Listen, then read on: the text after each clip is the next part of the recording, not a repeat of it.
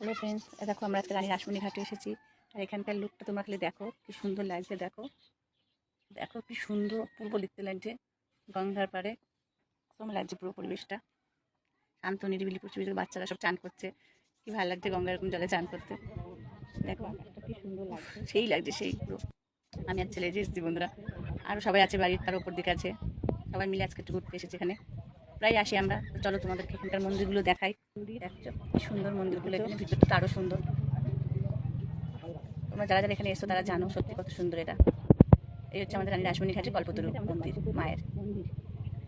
আমি আর ভিতরে যাচ্ছি না, যেহেতু মন্দিরের মেন গেট এখনো খোলেনি, মায়ের মুখ দর্শন করতে পারছেন, তাই আর গেলাম না। নিচ থেকে তোমাদেরকে দেখাচ্ছি।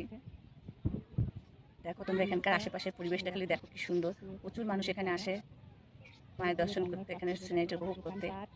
খুব ভালো লাগে, মনটা ভালো হয়ে যায়। তো বন্ধুরা টাটা, শুভ সন্ধ্যা, আজকে এখানে শেষ। Tata, by.